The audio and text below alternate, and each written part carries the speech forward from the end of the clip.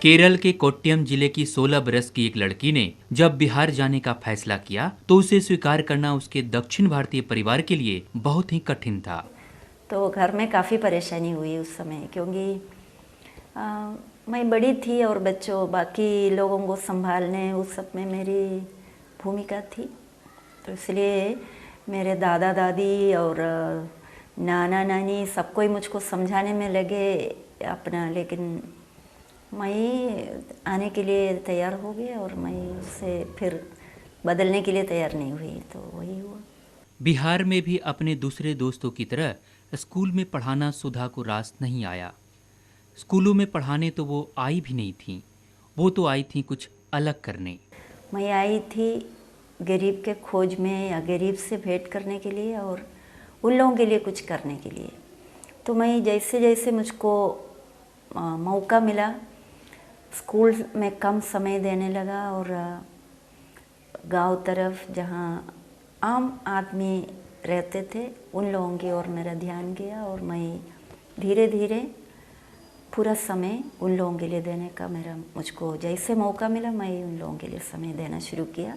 बिहार की अति पिछड़ी मुसहर जाति की नारकीय स्थिति ने सुधा को मुसहरों के लिए कुछ करने को प्रेरित किया। बलात्कार की एक घटना ने तो उन्हें पूरी तरह झकझोर दिया। वो बच्ची के साथ सामूहिक बलात्कार हुआ और पुलिस के पास गए तो उन लोगों का कहना है कि ये गंदी इतनी गंदा कपड़ा पहने हुए ये लड़की के साथ कोई रेप करेगा।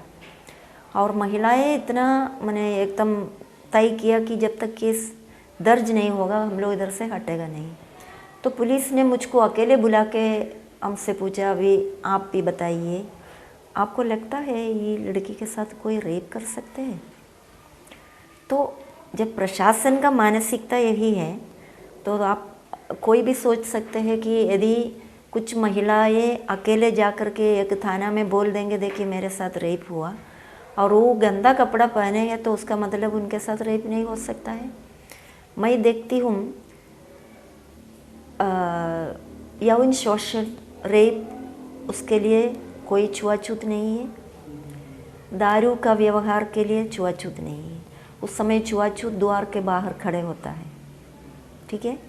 तो वो केस माने हम लोग उधर 3 घंटा रहे और बिना दर्ज करके हम लोग वापस नहीं आएंगे, तब पुलिस अंत में केस दर्ज किया।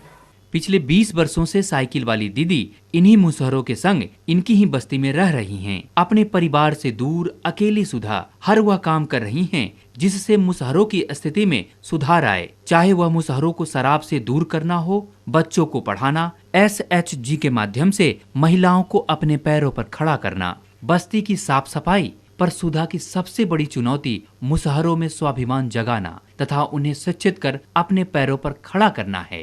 जैसे मुसहर लोगों के बीच में कोई ऐसा एक ये नहीं है, एक परंपरा नहीं है कि कोई मैट्रिक पास किए तो उसको एक छोटा नौकरी मिला। उसको यदि 3000 रुपया भी महीना मिलेगा ना, वो परिवार चलाएगा अच्छा से। इस तरह का इतना माने निम्न उम्मीद को आप बढ़ावा नहीं देंगे तब फिर वो समाज के लिए वो बहुत महत्वपूर्ण है। उस समाज के लिए उस तरह की छोटी छोटी चीज़ें करके उसको बढ़ाने का कदम उठाना है, यही मेरी अपेक्षा। सबसे ज़रूरतमंद से नीचे से आप शुरू कीजिए। विकास जो हमेशा ऊपर से आ रहा है उसको थोड़ा रोकिए, नीचे से शुरू कीजिए और देखिए इधर आपको कितना रिस्पॉन्स मिलेगा। सुधा की 20 वर्षों की तपस्या का परिणाम अब नजर आने लगा है। भारत सरकार ने भी इनके प्रयास की सराहना की और देश का चौथा सबसे बड़ा नागरिक सम्मान पद्मश्री देने का फैसला किया।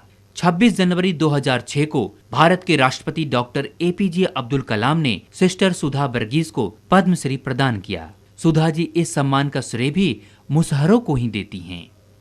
उनका सहयोग से मुझको बहुत प्रोत्साहन मिला। तो वे लोग सबसे पहले मैं हमेशा मैं बताती भी हूँ, उन लोग नहीं रहते तो मेरा ये पद्मश्री नहीं मिलते, तो ये उनका श्रेय तो उन्हीं का है। राज्य सरकार भी सुधा वर्गीस को अपना सहयोग दे रही है।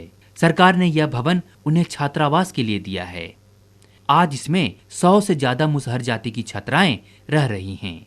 पूरे छात्रावास का खर्च भी सरकार द्वारा अनुदान में प्राप्त होता है। ये हॉस्टल के लिए जो मकान है ये वेलफेयर डिपार्टमेंट बिहार सरकार का हमको दिए हैं, नारी गुंजन को। तो ये एक बहुत बड़ी मदद हो गई, नहीं तो हम कहीं पर इतना बड़ा मकान ना बना सकते थे या किराए में ले सकते थे इतने करीब 100 लड़कियों को रखने के लिए और हॉस्टल चलाने के लिए।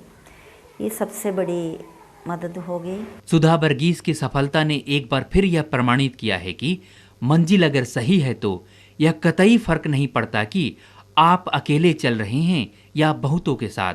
आपके कदम अगर नेक है तो बाकी कदम खुद ब खुद आपके साथ हो लेंगे।